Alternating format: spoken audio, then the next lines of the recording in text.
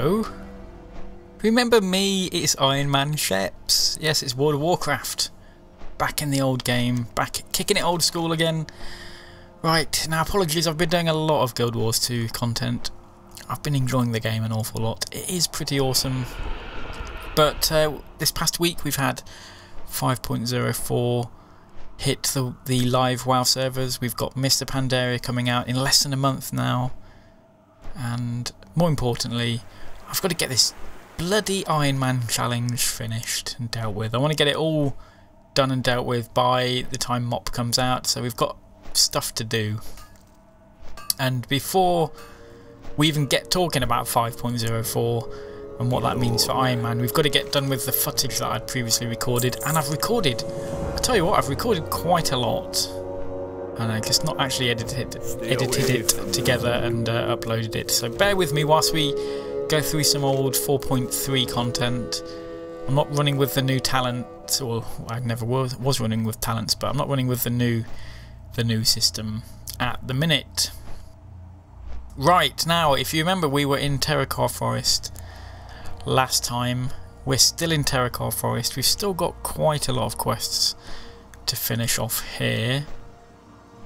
So we're just going to get on with that, basically. Get them all done, see if we can get them finished, and then see if we can move off into... I think we're going to go to Nagrand next. It's really the logical option, and everybody loves Nagrand, don't they? So that's all fantastic. So first on the hit list is attack on Firewing Point. A Firewing Point is like a Blood Elf outpost. You know, I don't really know the lore behind it all, the Blood Elves and all that stuff. But what I do know is back in vanilla, the Blood Elf, sorry, the Firewing Point was a little bit of a tricky area. We had an escort to do from there, which we've done already. That actually went okay, surprisingly. But now we've got a different quest to do there, and as I remember it, this one's a little bit trickier. We have to... well, there's some kind of ritual going on in the courtyard that they've got there, so we're gonna... I think we're gonna have to interrupt that, to be honest with you, because it looked like they're up to no good. And we can't be having that.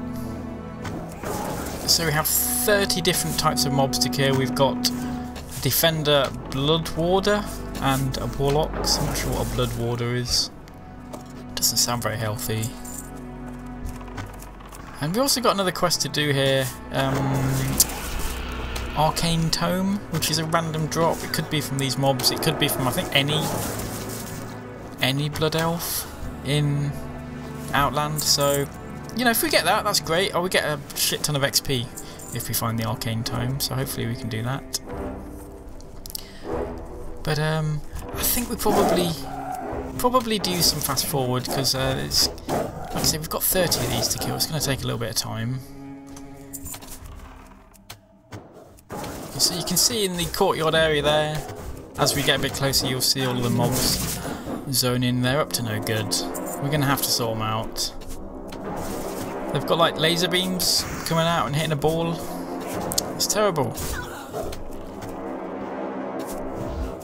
So yeah, well, this is going alright so far. I'm not too fussed about this. We've just dinged level 67. It's all going really well. And we know we can deal with this okay, because we've previously been here on another quest to escort some dude out of the big house at the back. I can't remember why. It was such a long time ago. Oh, my bow's broken. That's not so good. Shit. Yep, run.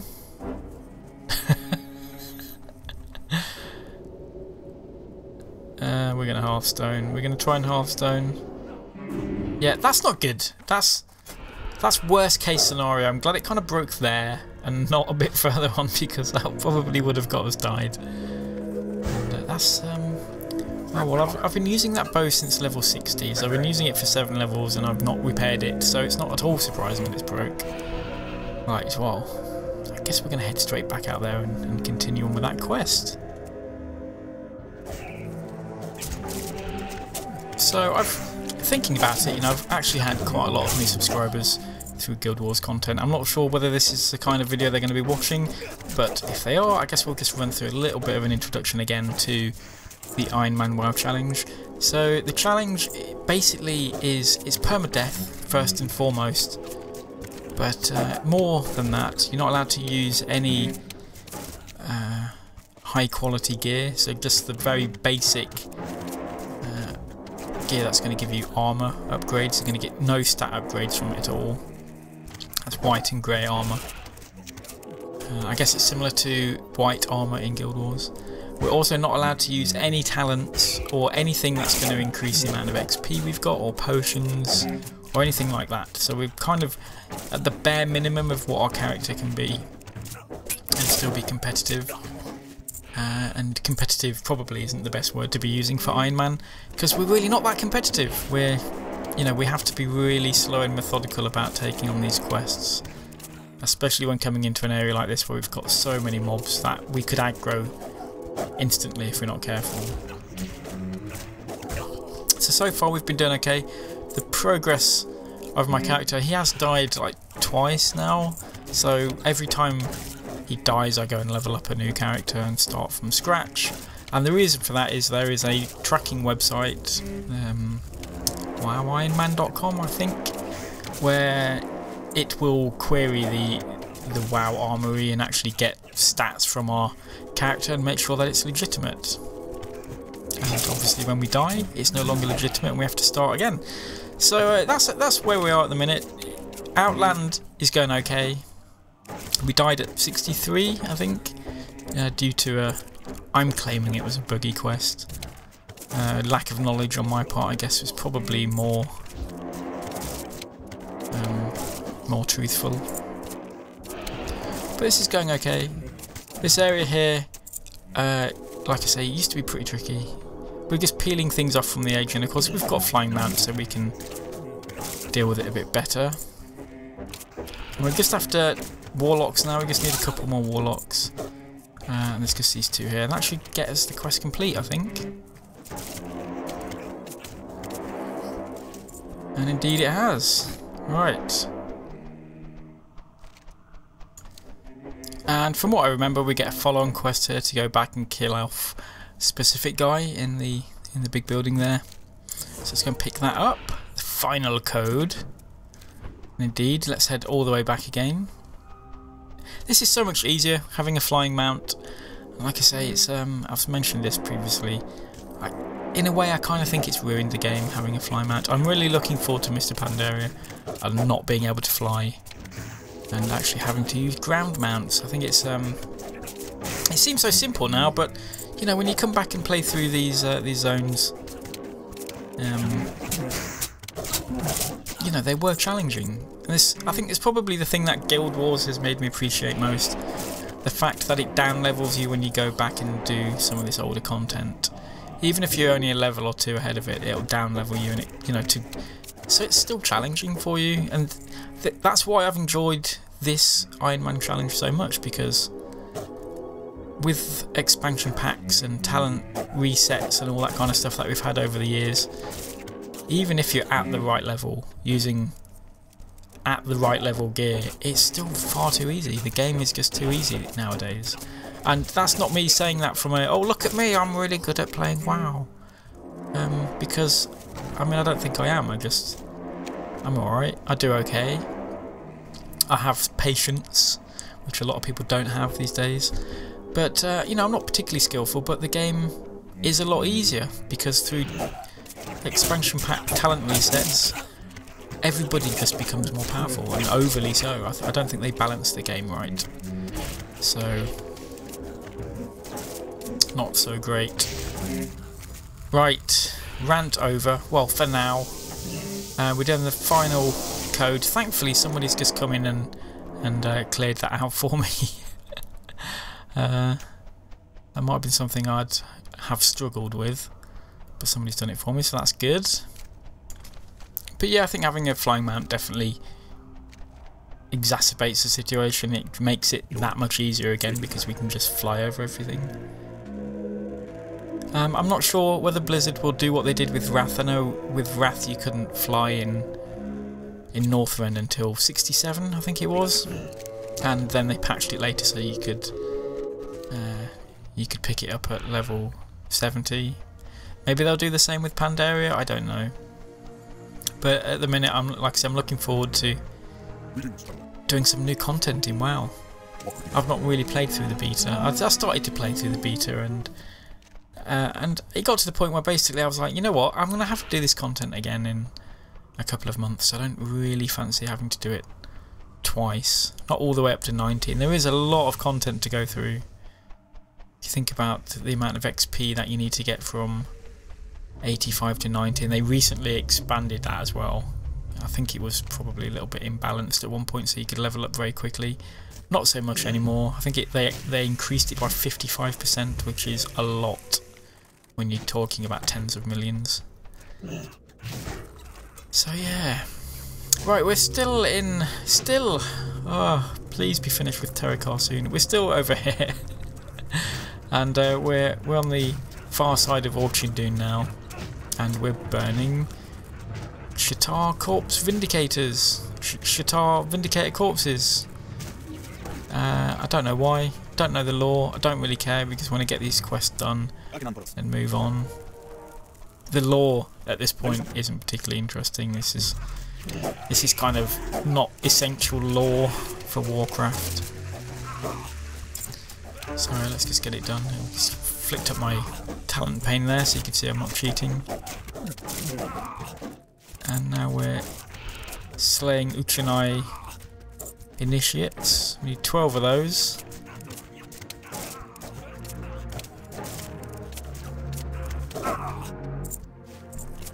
Yeah, Guild Wars, looking back at this, Guild Wars does definitely spoil you when it comes to questing.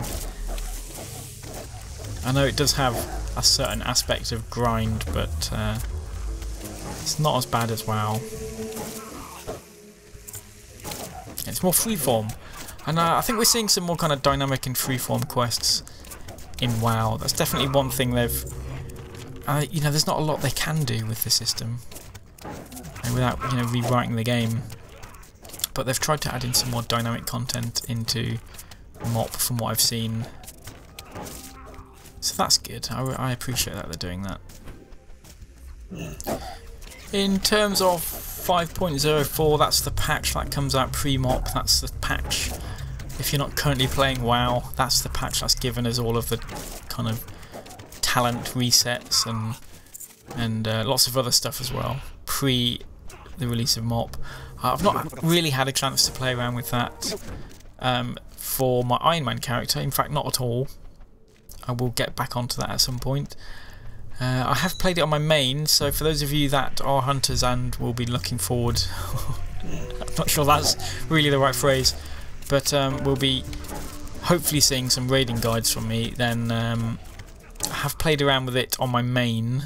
Seems to be okay. I've not really gone and done a heroic fight yet.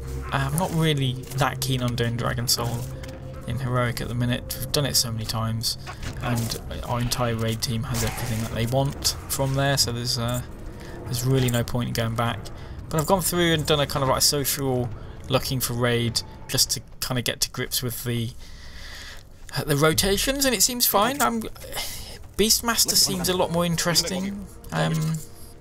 For those of you that are familiar with Beastmaster, the rotation was really dull before. I mean, really, really dull. And they've definitely mixed it up. It's definitely one of the things that, from the class feedback that Blizzard asked for about a year ago now, that was definitely a common theme throughout the entire hunter community. Was that, you know, the marksman rotation seemed fairly static and well defined, and it seemed to be okay. The survival rotation was a bit more kind of dynamic, and that's a bit of an oh shit moment, by the way, just there. The Dread Relic Thralls. Yeah, I panicked. The survival rotation seems a lot more dynamic, and it has had yeah, it's a bit more interesting. But the Beastmaster rotation, and remember at this point Beastmaster was not a viable spec. and the rotation was really dull, really dull indeed. So it's definitely a lot better now. There's more dynamism there. The fact that all specs now get readiness is that's amazing. That is so good, and that just mixes everything up so well. And some of the other talents we've got really just kind of make it interesting. You actually have to kind of stay on your toes and think about your rotation a lot more. So I'm really enjoying that. I'm looking forward to getting back into raiding and doing heroic dungeons and all that kind of stuff. It's definitely the best part of WoW for me at this point. The game's at that point now where I think so many people are into raiding. So you know, it's a high percentage of all players are now into raiding thanks to looking for raid. Whether you think looking for raid is retarded or a good idea, then you can't really argue with the fact that more people are raiding. Maybe they're not raiding brilliantly, but they are raiding, and that's really good. Guild Wars has no raiding, so it's one of the things that I don't know whether I'm going to stick with it long term because of that. I don't know. We'll see what end game is like when I get there. But I will be doing more how to hunt a raiding guides. No doubt they will be needed. I know Spine has been a particularly difficult one for survival hunters this previous tier, and I'm sure there's going to be encounters again that are that will need advice giving, so I'll gladly do that. I'm looking forward to getting onto that and doing those again. But we've still got this Island challenge to finish. We're very nearly done in this zone. We're going to be done soon, I reckon. Maybe this video will be done. We'll get off to Negrand and start clearing out that zone, I guess. Assuming we don't die. I think we'll be fine here though. This quest is actually pretty annoying. We have these kind of spider traps, and we have to rescue some warriors from them. We've actually finished it now, but they always seem to appear from the same traps, and all the other traps don't give you anything. So it seems a bit crap. You would think it would be randomised, but it really doesn't appear to be. But there you go. You know, you live and learn.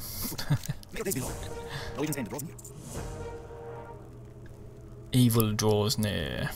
And that is a pretty awesome sword.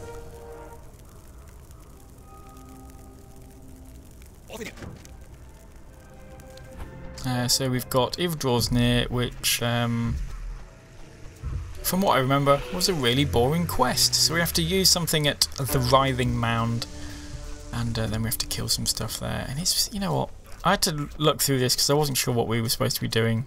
So good old Light-Headed to the rescue. At this point I'm not even really sure where the Writhing Mound is, but it's not there.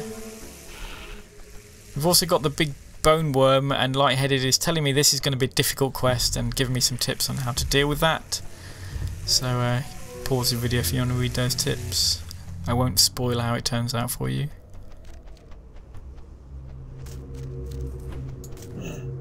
But basically we're going to have to lure this. There's a giant worm, we have to lure it out by using one of these like cleft tooths here. We're going to kill it and use its carcass as bait.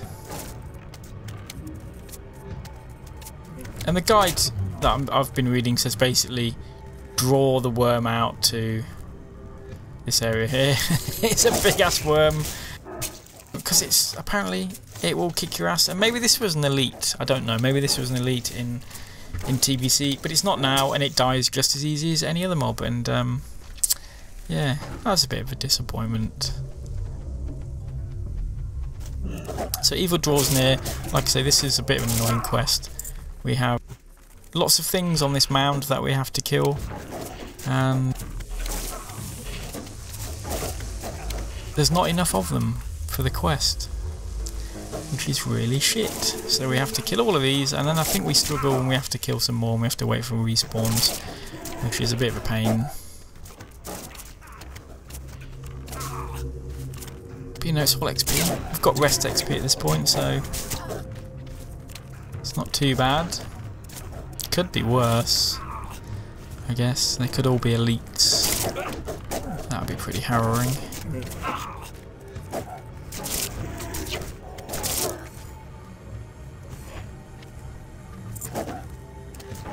So yeah, we're the same level as these guys. No, we're not. We're 3 to 4 levels ahead, but still, we're you know, these are going down fine. We're not having any problem with these at all. Even if we have a couple to take on at the same time, no problem. Imagine how easy it would be if we had talents and decent gear. Just one-shot everything. It's just silly. So I think at this point we're going to be... I can't remember exactly, but I think we're going to call down the dragon that's sitting on top of Orchard Dune. We're getting a lot of cloth there built up from killing these. And basically what we're after here is doom skulls that you might have seen that some of them are dropping doom skulls. I think it's 20 we need. It's quite a lot. We've got 9 at the minute, which isn't a lot. And you've seen how many of these we've actually had to kill. Maybe it's not 20. I'm hoping it's not 20, otherwise we'll be here all night, even with it in 4 times fast forward. Well, we've just picked up 2 there, so it must be more than 10 that we need. Either way, we don't have enough, and we're going to continue killing them. It's just, it all comes down to the worst parts of doing this challenge are all where we've had really bad quests to do, like drop quests like this. And it's just one of those things where it just, you know, Blizzard really need to think of something better than drop quests for pacing out content. It's just so bad. I know a lot of you people that used to play MMOs before WoW will tell me, oh, it's, you know, it used to be a lot worse grinding out content. Well, grinding is never good. Nobody enjoys it. It's not. It doesn't become a game when you're grinding, and killing these mobs didn't particularly feel like it was a lot of fun.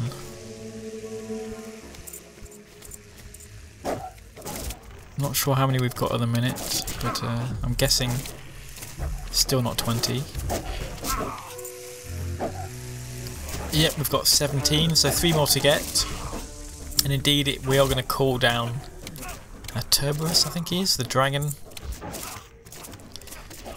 So I'm just a bit worried that we're going to need room to call him down. I'm not sure where we have to call him down, whether it's on this mound or somewhere else. Seems like the drop rate for the doom skulls though is definitely increased.